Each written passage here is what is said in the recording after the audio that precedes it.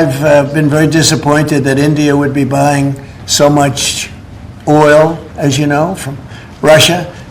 And I let them know that. We put a very big tariff on India, 50% tariff. We've had a difficult situation with the US, and we also would need to acknowledge that these situations we faced in the past but have overcome.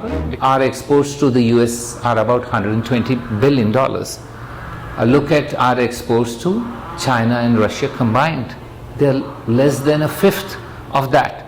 So obviously we didn't realize that there was a choke point there. I get along very well with Modi, as you know. He's great. He was here a couple of months ago. In fact, we went to the Rose Garden and the grass was so soaking wet. There is clearly a loss of trust in the decision making that has happened in the last 6 months.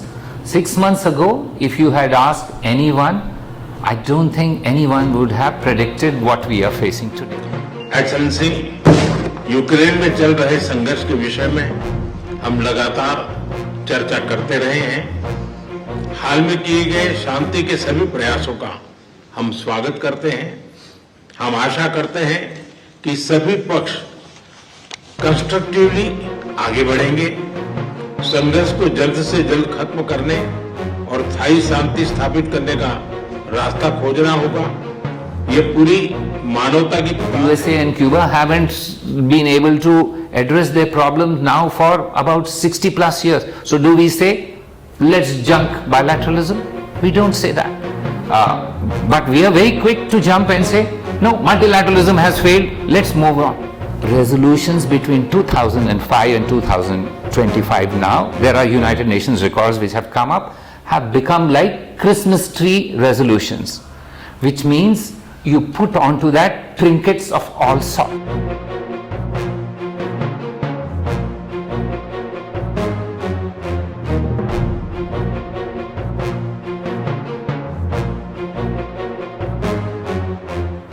It's a very busy and a crucial diplomatic calendar as far as India is concerned, and we see so many pressing engagements happening, coming amid that big tariff war unleashed by Donald Trump, and there's an entire geopolitical reset happening.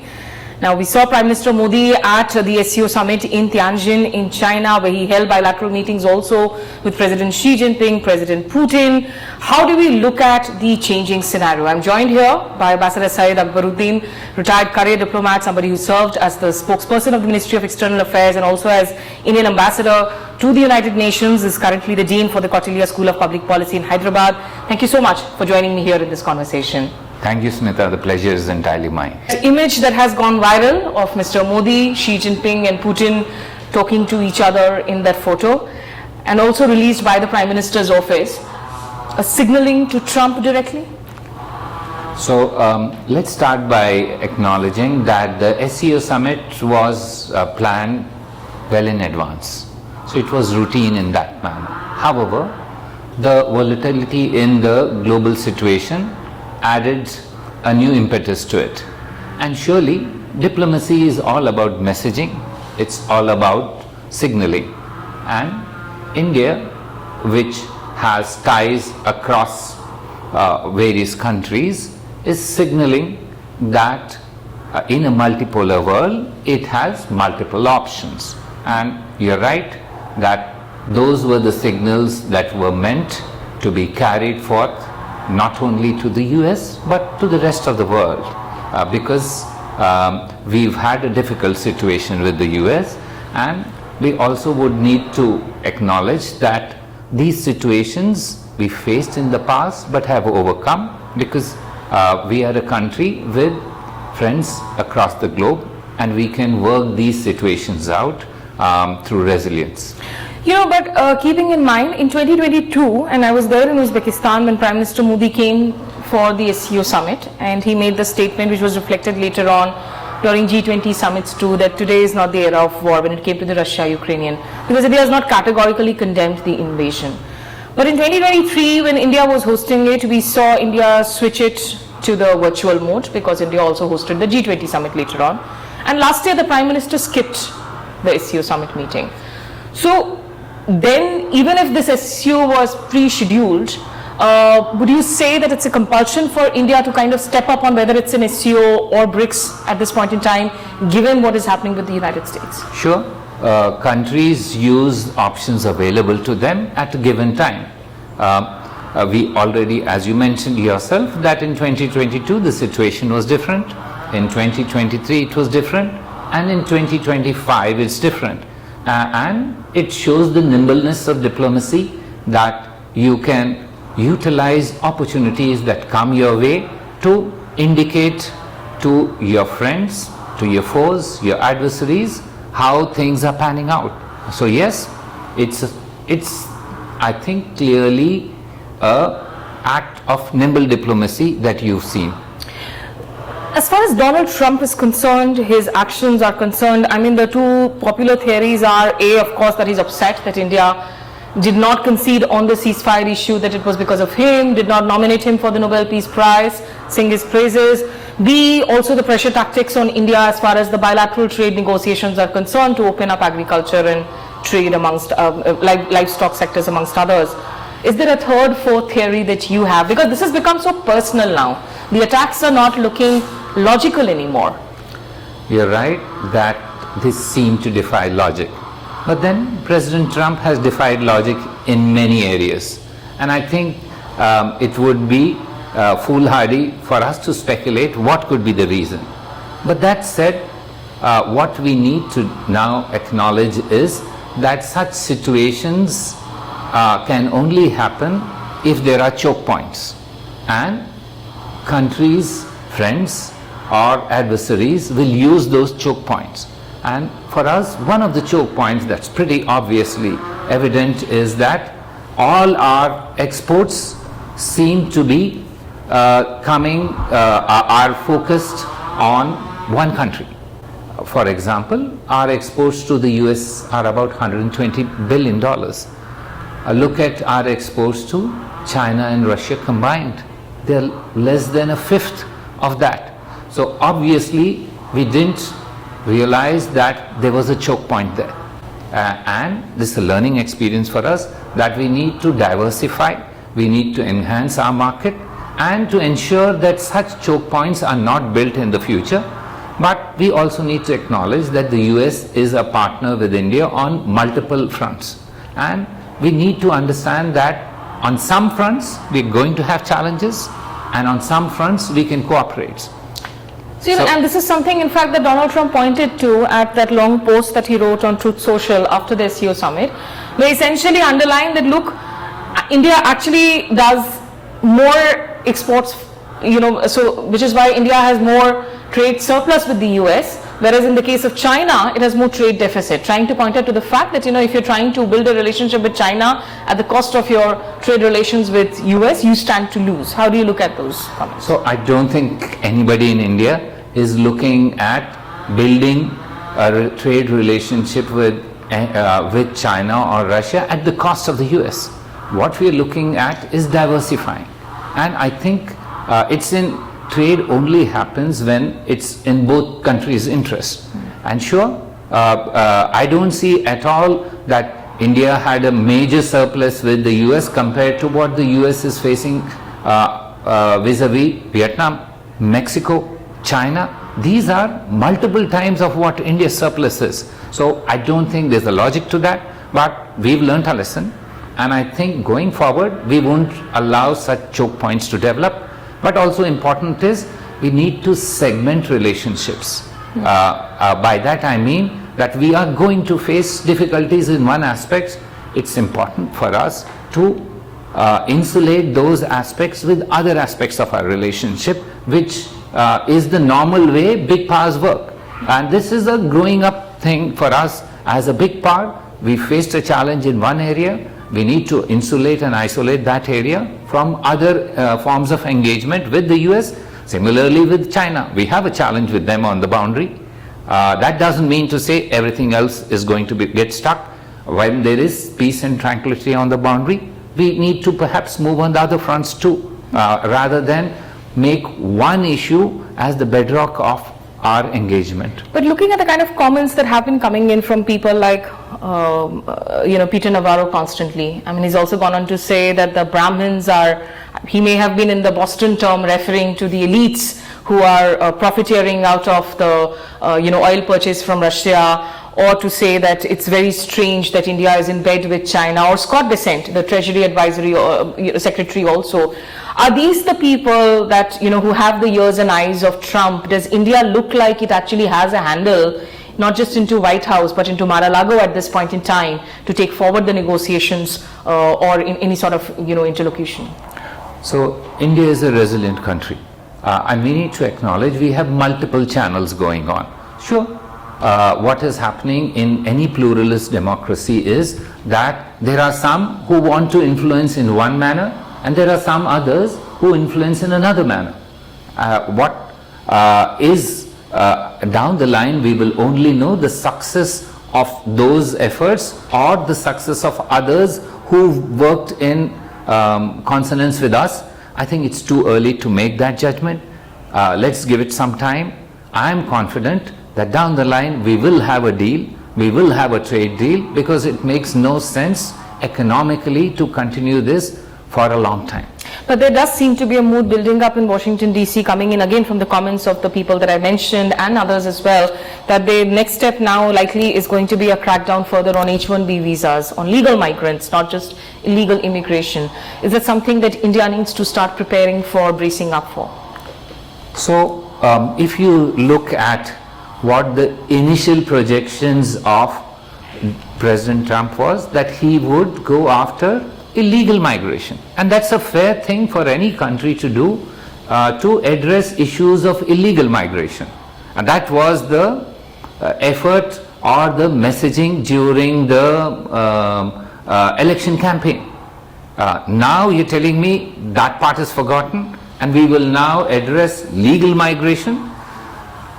There are multiple benefits for the US in terms of legal migration. They attract the best minds.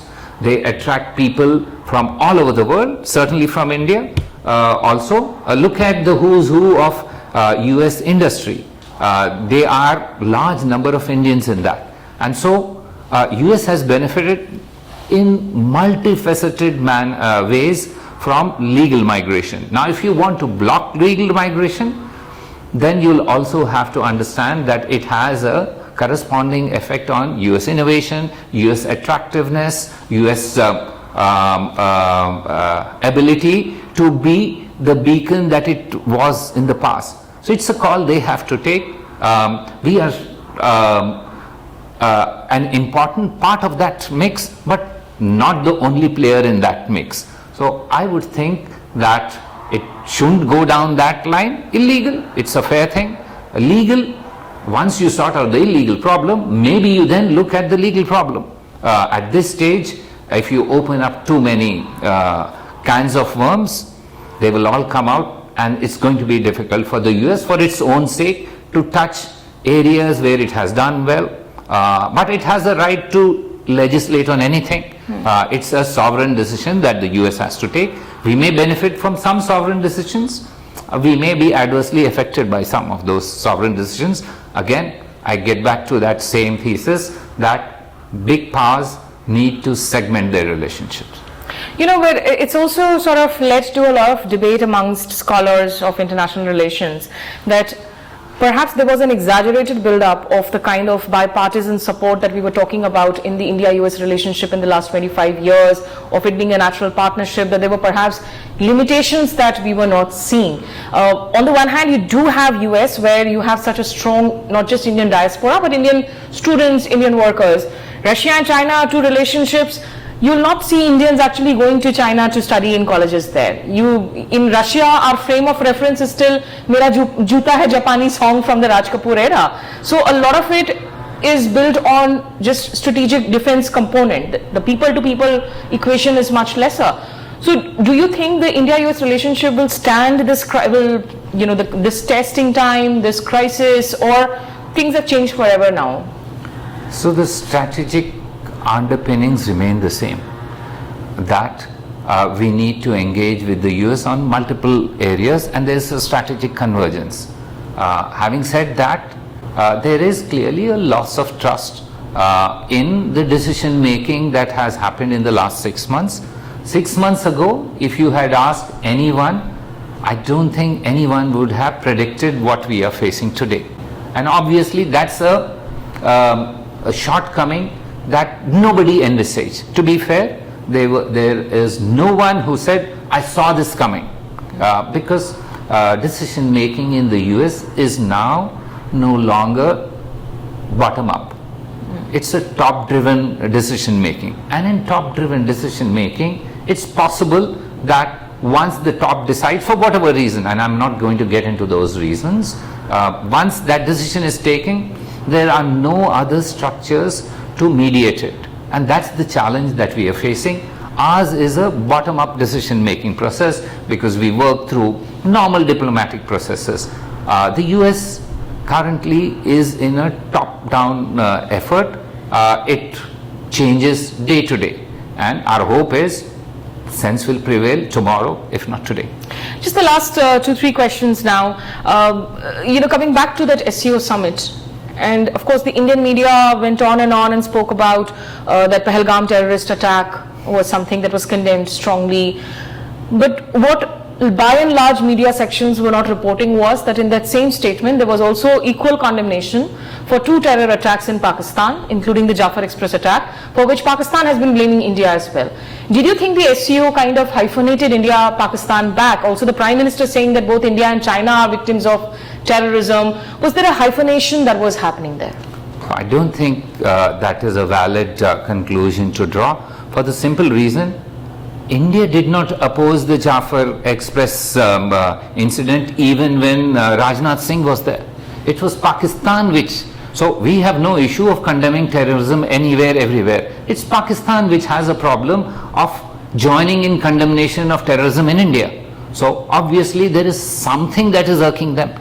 We never had any problem of condemning every incident of terrorism in Pakistan because we are not behind it.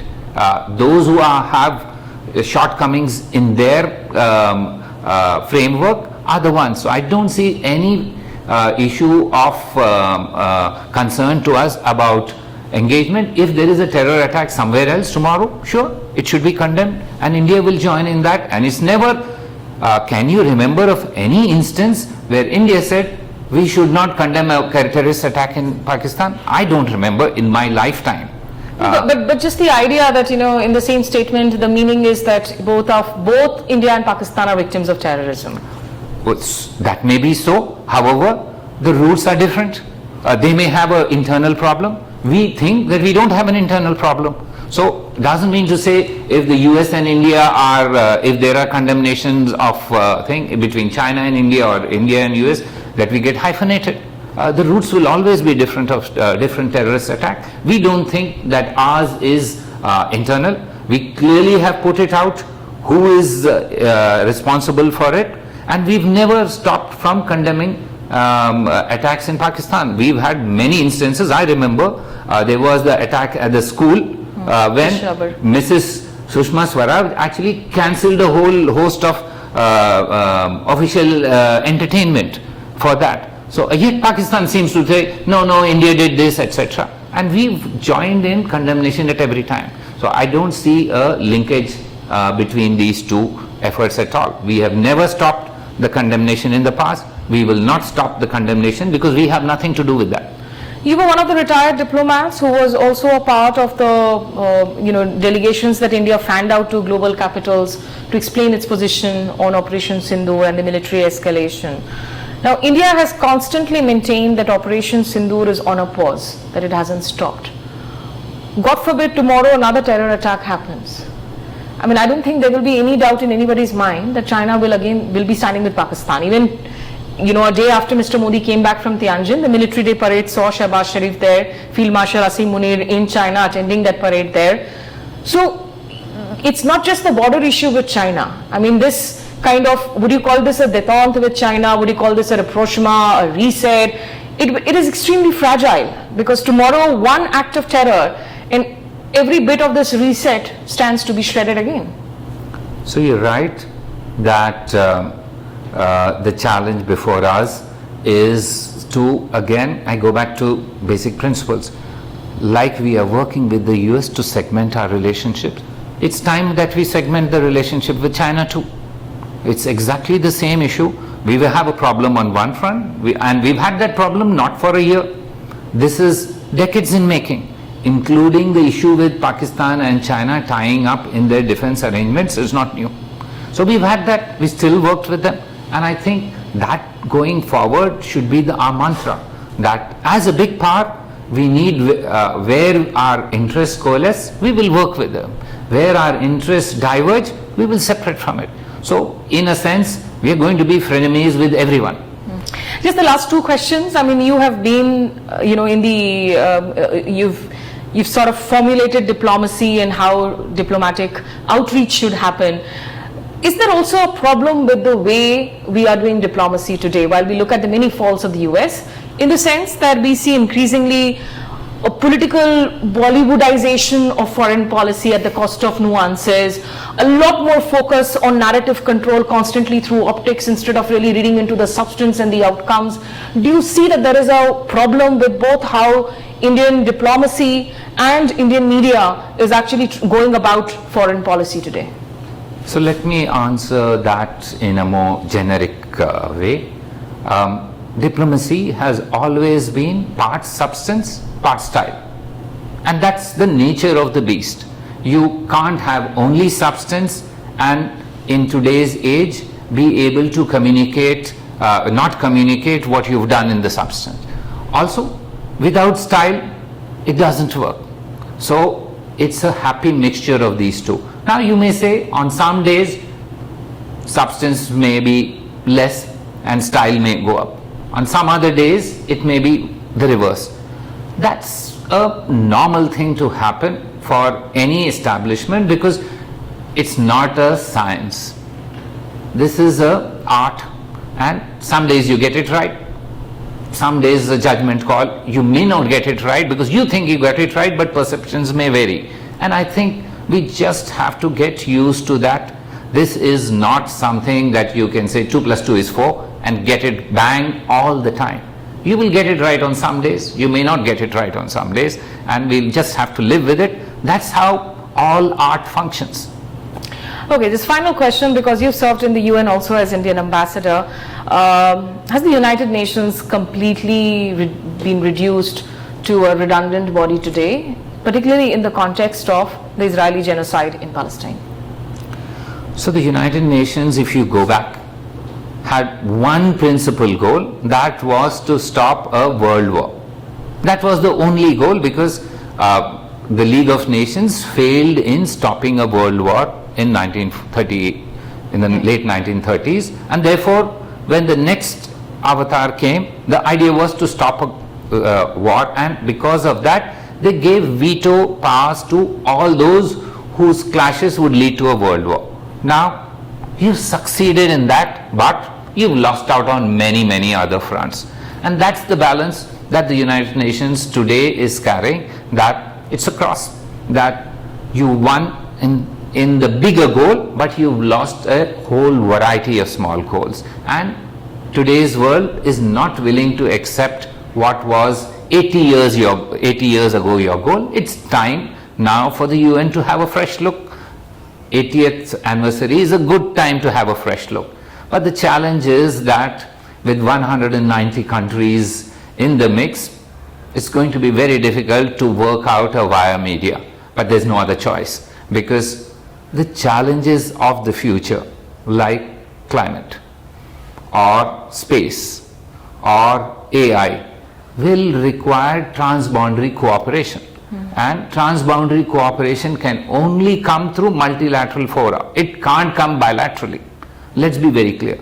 Finally, my last point is, for those who think multilateralism doesn't work, my answer is, it is a relatively new baby in terms of historical movement. It was not there in Kautilya's Arthashastra or in the Greek Thucydides' Peloponnesian history of the Peloponnesian War. It started in 19th century. We don't say bilateralism has failed because two countries have not been able to address their problems for decades. USA and Cuba haven't been able to address their problems now for about 60 plus years. So do we say, let's junk bilateralism? We don't say that. But we are very quick to jump and say, no, multilateralism has failed, let's move on. It's a tool. Tools are only used for certain things they will fail. And that's the issue in this. Multilateralism is a tool, the United Nations is a tool. We will work with it where it can deliver results. Where it cannot deliver results, I suppose we have to look to other tools. So I would always say that United Nations works in some ways, doesn't work in all the ways. And has the world, including India, failed Palestine? So it's one of the tragedies of our age that what began the Palestinian problem, the first UN resolution was the year India became independent in 1947. At that time, the decision was to have a two-state solution because they felt that one state couldn't work. Actually, India wanted a one-state solution then. It's now almost 80 years. We still are talking of a two-state solution, whereas on the ground things have changed. Yeah, I mean, it's not even feasible anymore So to actually have a two-state solution, perhaps. I accept your argument, but there is no other option because the one-state solution is not what Israel wants. Because Israel is not yet ready for a one-state solution. You can't have an apartheid state. So yes, it's a tragedy which all of us share responsibility, but it's primarily the responsibilities of those who were active in that region. For us, we have been peripheral to that region, and let's acknowledge that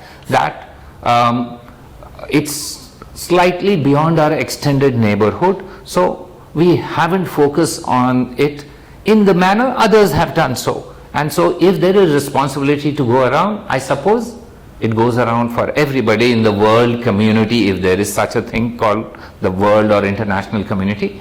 But the responsibility squarely falls on those who've been trying, including Security Council permanent members, because they hold the responsibility to ensure international peace and security, which clearly they haven't done. But India has shifted its moral compass on the issue. I mean, given the way we have changed our voting patterns in the UN on the issue, and also the increased close relationship between India and Israel today. So let's start by segmenting that a little bit more. Yes, it's true that India and Israel have improved their ties. There is no doubt about that. But that behoves any big country to start engaging with new countries, and our ties have grown by leaps and bounds. I take that point. Having said that, can you tell me of one resolution, one, at the United Nations General Assembly or the Security Council where we have voted against Palestine?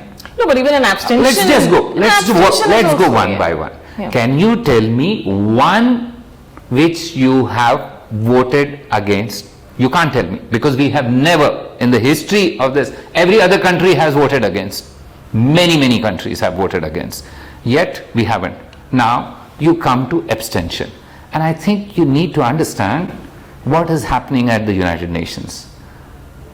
Resolutions between 2005 and 2025 now, there are United Nations records which have come up, have become like Christmas tree resolutions, which means you put onto that trinkets of all sorts. What happens then is, I'll give you one example. So, for example, there will be a resolution condemning Palestine, etc. There will be in that one column which says, support the ICC's involvement there. Here's a challenge for countries like India. Not because it's about Palestine, but it is because we do not support the ICC in general form. Now what do? Do we then now agree to that thing in toto? Or we abstain because we have an issue with one element of that.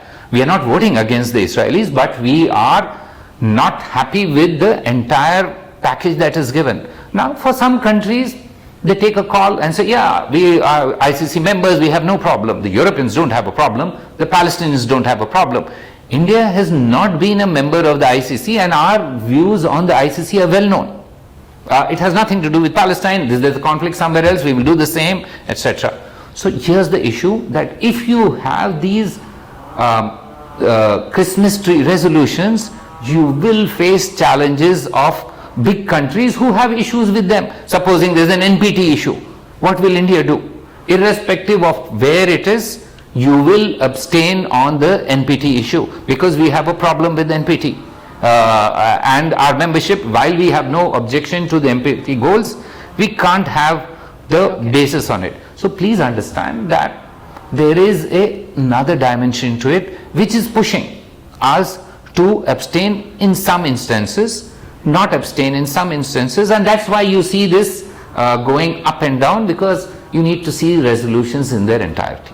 Fair enough, and I think there's just so much to talk about in the current circumstances, be it Trump, be it China, Russia. I can go on and on with somebody like Ambassador Syed Akbaruddin. Speaking to him every time is like a masterclass in foreign policy, even for those of us who have covered this beat for more than 2 decades now. But another day, I'll again be here to have a more elaborate discussion with you. But thank you so much for your time. Thank you very much, Smita.